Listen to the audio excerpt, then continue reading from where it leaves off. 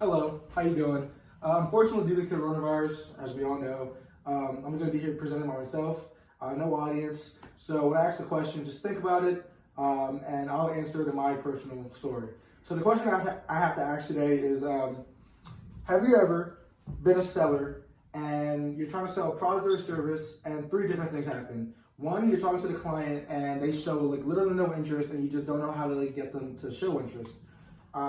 Two, the conversation has no direction. You don't know if you're going to sell it, if you're not going to sell it, if you potentially could sell it, if you potentially can't. It's just like up in the air and you just don't know what's going to happen. And three, you have the customer right there, like you're so close to like the final sale, you just don't know how to close it. So just think about that question. In my situation, I used to work in photography. I would have different clients come in like daily. Big families, individuals, professionals to come get like professional headshots, graduation pictures, stuff like that. And occasionally we'll get customers that, will come in and just be like really like stuck. Okay, I want this, I want that. Really like, wouldn't let us like the sellers like tell them like the options they can have. And a situation would come up where it'd be really tough to sell like the most pictures, because ultimately that's what you want. You want to sell the most pictures. So that was my personal experience. I had customers where it was just like, it was rough, but you'll figure something out. And reading this chapter is pretty much what it's all about. Just use your imagination. So with all that being said, I did chapter 21. It's called Imagination Sells and Closes Sales. So in this chapter, Ziglar talks about a bunch of different scenarios where he's a seller or other people are the sellers. And the buyers either show little to no interest, or like I said before, you just don't know how to close a sale or anything like that. And I just picked out a couple of like different scenarios I like. So the first one he said was the marriage certificate. So in this specific story, Ziegler is selling insurance to a couple, and like I said, they showed little to no interest in the product, and so he was stuck. He didn't know what to do. So he used his imagination and came up with something that was more like funny and creative to get the couple to show more interest and like actually listen to what he had to say. So at first it was no go, and then he came up with something called the marriage certificate. And this is not actually like marriage certificate. It was just something imaginative, like out of your imagination that you can use to get the customer to get drawn in.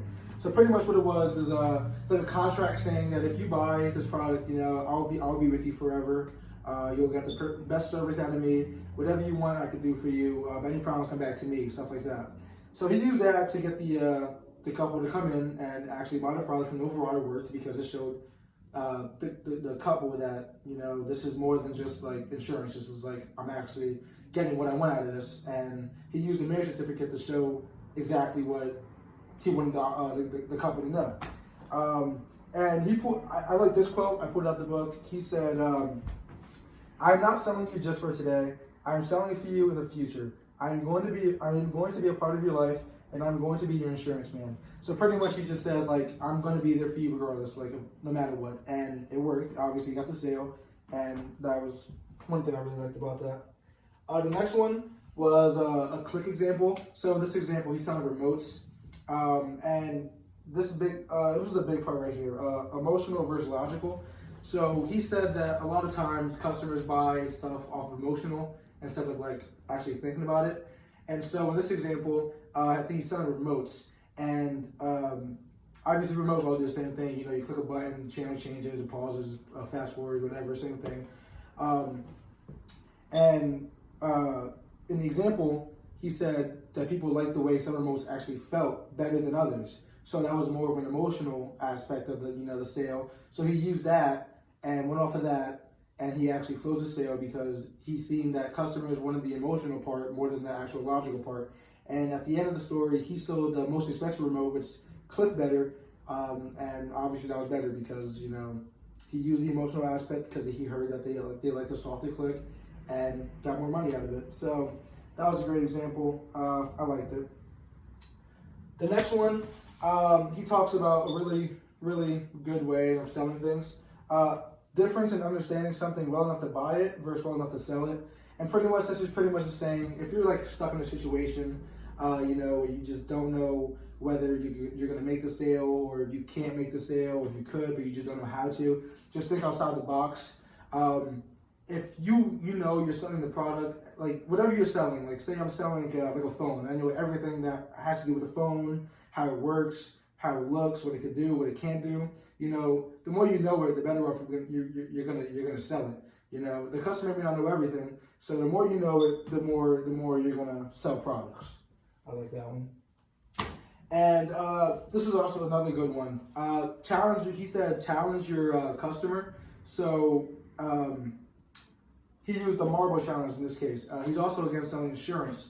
And in the marble case, it was you could buy now, right, and have marbles in your pockets, and you won't even realize it's there, right? Or you could buy a baseball, but you can still use in your pockets, but you're gonna realize sometimes.